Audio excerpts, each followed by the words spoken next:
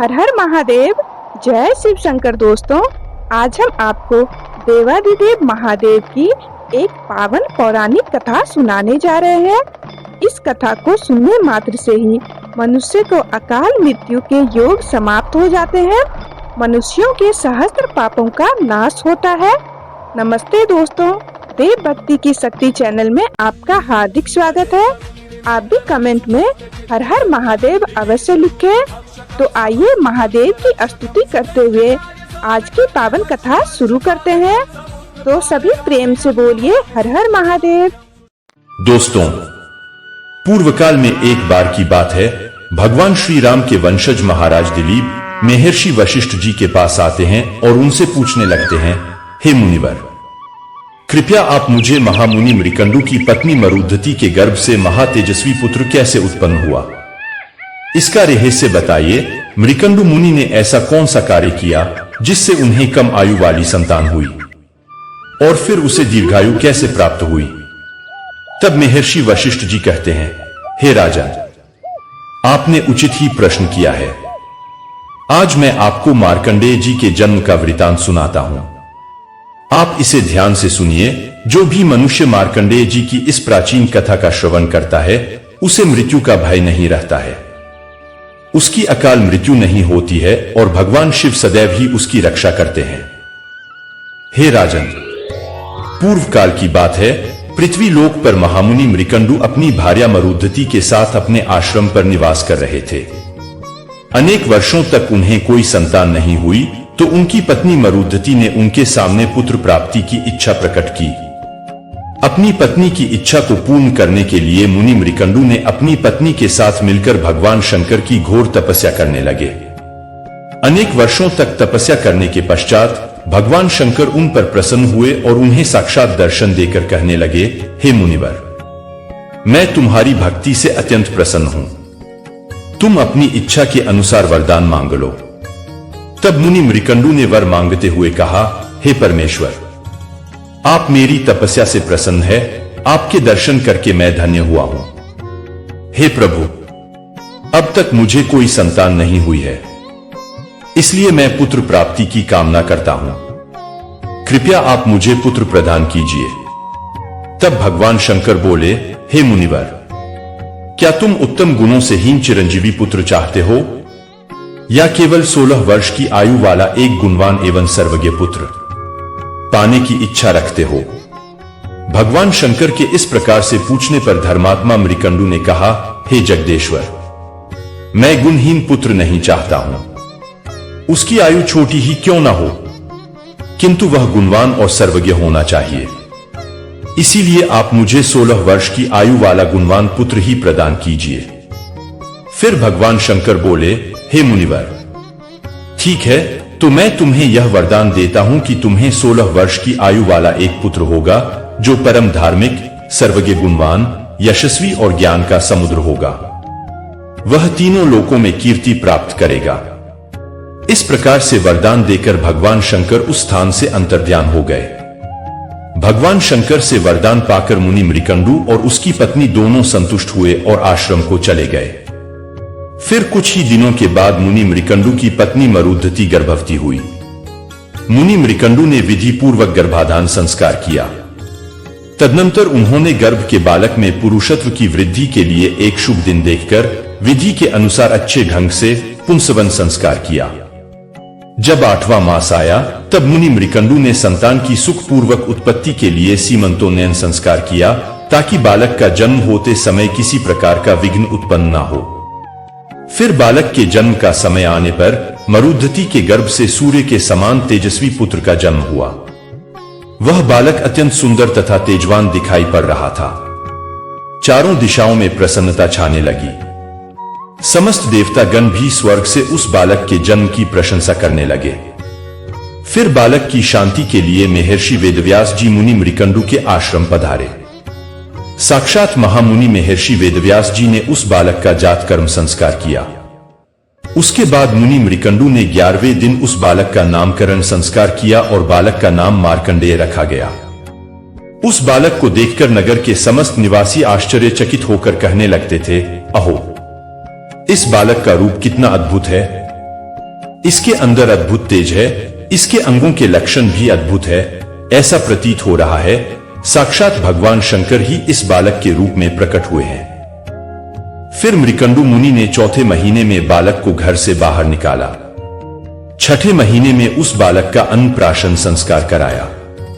फिर 2.5 वर्ष की आयु में चूड़ाकरण संस्कार करके श्रवण नक्षत्र में कर्णवेद संस्कार किया।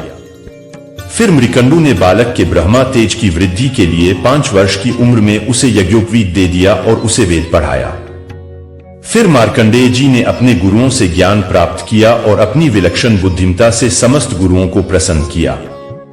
इस प्रकार से वर्ष बीतने लगे और जब मार्कंडेय जी का 16वां वर्ष प्रारंभ हुआ तो उनके पिता मृकंडु का हृदय शोक से भर गया। उनकी संपूर्ण इंद्रियों में व्याकुलता छा गई। वे दुखी होकर विलाप करने लगे। अपने पिता को शोक करता हुआ देखकर मार्कंडेय अपने पिता से उनके शोक का कारण पूछा। तब मुनि मृकंडु ने मार्कंडेय जी से कहा, हे पुत्र, भगवान शंकर ने तुम्हें केवल 16 वर्ष तक की ही आयु प्रदान की है। अब तुम्हारी 16 वर्ष की आयु की समाप्ति का समय निकट आ चुका है।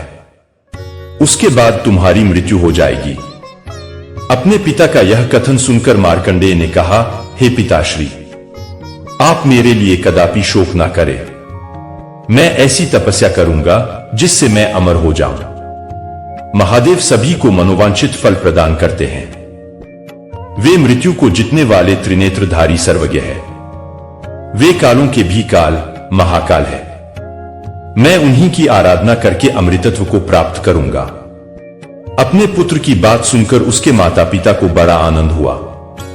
उन्होंने अपने शोक का त्याग किया और कहने लगे, हे पुत्र, तुम अवश्य ही भगवान शंकर की शरण में जाओ। उनसे बढ़कर दूसरा कोई हितैषी नहीं है। जो संसार में किसी के लिए भी संभव नहीं है, भगवान शंकर उसे भी संभव बना सकते हैं। वे काल का भी संहार करने वाले हैं। भगवान शंकर ने ही समुद्र मंथन से प्रकट हुए अग्नि के समान भयंकर हलाहल विष का पान करके तीनों लोगों को बचाया था।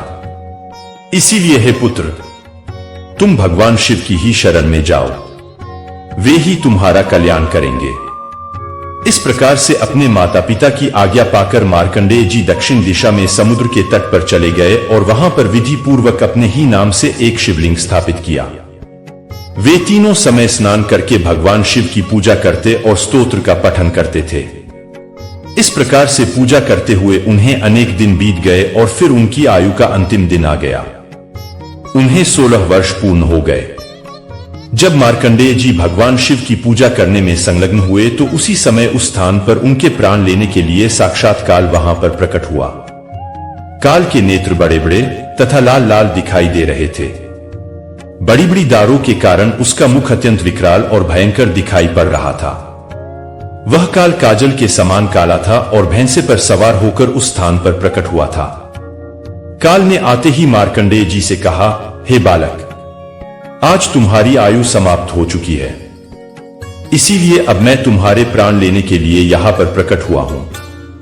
उस काल को अपने सामने खड़ा देखकर मार्कंडेय को जरा सा भी भय नहीं लगा और वे उस काल से कहने लगे, हे महामते काल, मैं जानता हूं कि आज मेरा अंतिम दिन है, किंतु मैं जब तक भगवान शिव के मृत्युंजय नामक मंत्र का पाठ पूरा न कर लूं, तब तक मेरी प्रतीक्षा करो। मैं शिव जी की स्तुति के बिना कहीं भी नहीं जाता, भोजन और शयन तक नहीं करता। यही मेरा व्रत है। संसार में मुझे जीवन, स्त्री, राज्य, सुख भी इतने प्रिय नहीं है जितना मुझे शिव जी की स्तुति करना प्रिय है। यह सुनकर काल ने मार्कंडेय जी से हंसते हंसते कहा, हे बालक, तुम्हारी यह बातें सुनकर मुझे बड़ी हंसी आ रही है। लगता है तुमने अपने पूर्वजों की बात नहीं सुनी है। जो मनुष्य जवानी में ही धर्म के कार्य नहीं करता, वह बुढ़ापे में पश्चाताप करता है। 1 वर्ष के 8 महीने में धर्म के कार्य करने चाहिए ताकि बचे हुए 4 महीने सुख से बीते। मनुष्य को दिन में ही काम पूरा कर लेना चाहिए ताकि रात में उसे सुख से नींद आए। जीवन भर ऐसा कार्य करना चाहिए जिससे मरने के बाद सुख प्राप्त हो। जो काम कल करना चाहिए उसे आज ही करने में भलाई है। जब मृत्यु निकट आती है तो काल यह नहीं देखता कि उस प्राणी का काम पूरा हुआ है या नहीं।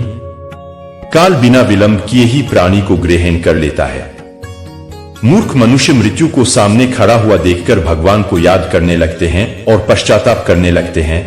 हे बालक, ध्यान से सुनो।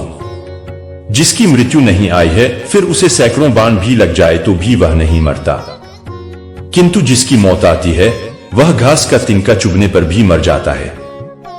मैंने इस पृथ्वी लोक पर निवास करने वाले सैकड़ों चक्रवर्ती राजाओं और तपस्वियों को भी अपना ग्रास बनाया है, इसीलिए तुम अब कुछ भी उपाय करके मुझसे बच नहीं सकते।